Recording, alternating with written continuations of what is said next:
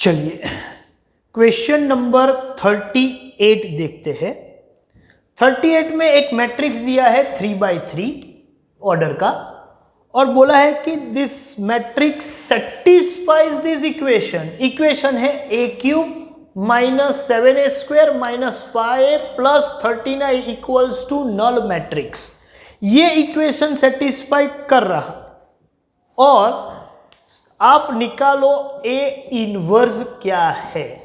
Sir ये equation की जरूरत ही नहीं है, a इनवर्स तो हम इजीली निकाल ही सकते हैं। डिटर्मिनेंट निकालेंगे, कोफैक्टर्स निकालेंगे, एडजॉइंट निकालेंगे और हो जाएगा। हाँ बराबर है, लेकिन वो पैटर्न से नहीं जाना है क्योंकि इक्वेशन पता है तो वो सब करने की जरूरत नहीं पड़ेगी। हाँ इक्वेशन नहीं पता है तो हम सीधा ही निकाल सकते हैं। यहां इक्वेशन पता है तो सीधा ए इनवर्स निकालना हो तो निकाल तो सकते हैं, लेकिन इक्वेशन पता होने की वजह से काम थोड़ा कम हो सकता है। और वो कैसे कम होता है वो मैं आपको बता दूं। मतलब सभी कोफैक्टर्स और ये सब निकाले बिना इक्वेशन अवेलेबल है तो वो मेहनत नहीं करनी है, करो तो अपनी मर्जी की बात है। देखो इक्वेशन के हिसाब से देखा जाए तो इसको सॉल्व करने के लिए आपको एक अलग टेक्निक का यूज करना है। देखते हैं क्या है। a cube minus 7a square minus 5a plus 13i is null matrix. अच्छा मैं इसको ऐसे लिख सकता हूं कि a cube minus 7a square minus 5a equals to, जो 13i है उसको मैं ऑपोजिट साइड ले जाऊं तो ये हो जाएगा माइनस ऑफ 13i। i का मतलब आपको मालूम है कि आइडेंटिटी मैट्रिक्स, और ये सभी का प्लस और माइनस पॉसिबल है, मतलब ऑर्डर जो है वो 3 का होगा। अल्टीमेटली वो i3 है ऐसा मान के चलेंगे, नहीं भी लिखेंगे तो भी समझ जाना है। अच्छा अब मैं एक काम करता हूं, multiplying both sides by a inverse. देखो मैं a इनवर्स से दोनों साइड पे मल्टीप्लाई करूंगा तो क्या होगा, ये a इनवर्स से मल्टीप्लाई करेंगे तो ये हर बार नहीं लिखेंगे, मैं इस बार मैं पूरा डिटेल में लिख रहा हूं।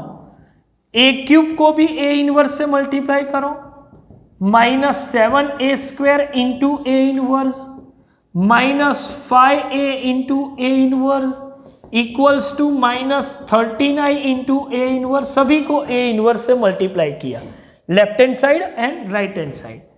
अब ये इनवर्स से मल्टीप्लाई करेंगे तो a क्यूब और a इनवर्स मल्टीप्लाई होगा तो एक पावर कम हो जाएगा, मतलब ये हो जाएगा a स्क्वायर माइनस 2 माइनस 1 मतलब ये हो जाएगा 7a minus a into a inverse का मतलब होता है i1 और identity matrix into a inverse, तो वो तो 1, आइडेंटिटी मैट्रिक्स हमारे मैट्रिक्स के लैंग्वेज में 1 है, 1 से मल्टीप्लाई करेंगे तो वही रहेगा जो वैल्यू है, मतलब 13a इनवर्स। ओके अब जब मुझे a इनवर्स चाहिए तो मुझे ये पूरा -13 ऑपोजिट साइड ले जाना है, तो मैं क्या करूंगा 1/13, लेकिन नेगेटिव है -13 into a inverse minus 7a minus 5i equals to a inverse. तो अब मुझे a स्क्वायर 7a और 5i क्या है वही चेक करना है, तो एक ही चीज मैं वर्किंग में कर रहा हूं और वो है a स्क्वायर। a स्क्वायर मतलब a इंटू a, 5 3 1 2 माइनस 1 2 4 1 3 को मल्टीप्लाई करूंगा उसी वैल्यू से, मतलब वही मैट्रिक्स 5 3 1 2 माइनस 1 2 4 1 3। चलिए भाई first row first column 5 into 5 25 plus 6 plus 4। First row second column 5 into 3 15 minus 3 plus 1। 5 into 5 into 1 5 plus 6 plus 3।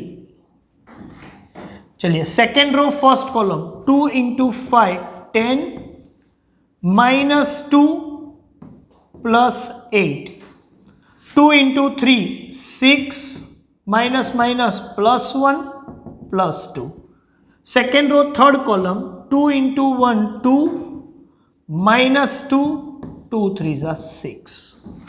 चलिए third row first column 4 into 5 20 1 into 2 2 plus 3 into 4 12।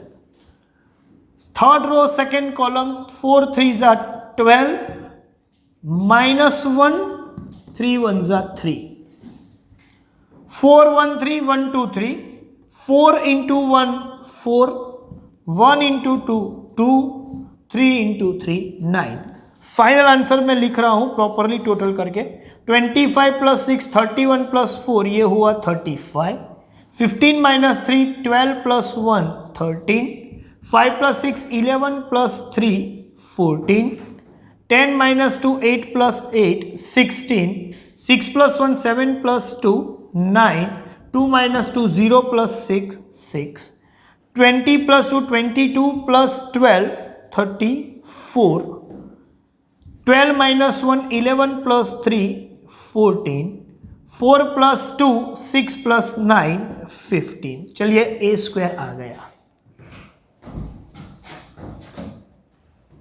Therefore A inverse equals to minus of 1 by 13 into पूरा A square क्या है 35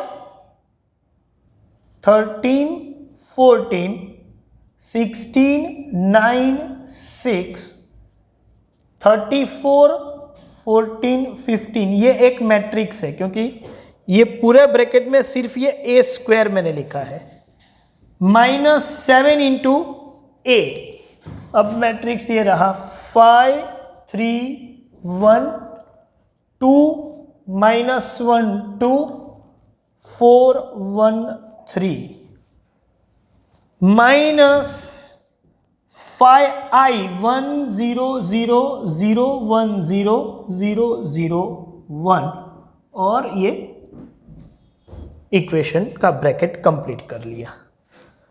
चलिए -1/13 को तो disturb करेंगे नहीं, लेकिन ये वैल्यू ऐसे ही लिखेंगे 35 13 14 16 9 6 34 14 15 ये एक मैट्रिक्स माइनस, अब ये स्केलर मल्टीप्लाई 7 इंटू 5 ये होगा 35 21 7 7 2 14 माइनस 7 14 28 प्लस 7 21 माइनस 5 0 0 0 5 0 0 0 5।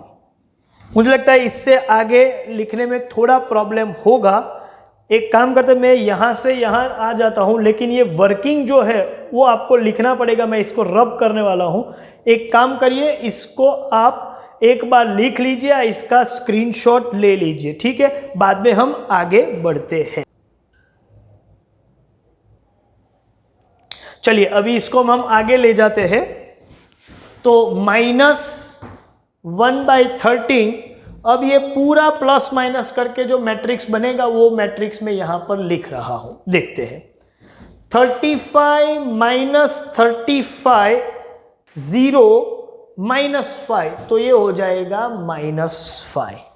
चलिए 13 माइनस 21 मतलब -8 -8 -0 तो ये हो जाएगा -8। 14 माइनस 7 7 7 माइनस 0 7। तो फर्स्ट रो खत्म हो गई। सेकेंड रो 16 माइनस 14 2 माइनस 0 वो तो 2 ही रहेगा। 9 माइनस -7 तो प्लस हो जाएगा। 9 प्लस 7 16 16 माइनस 5 तो ये होगा 11।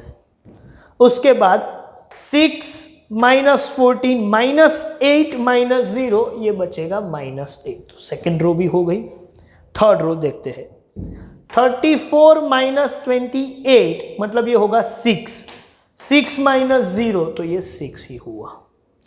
उसके बाद 14 -7 7, 7 -0 तो वो तो 7 ही होगा।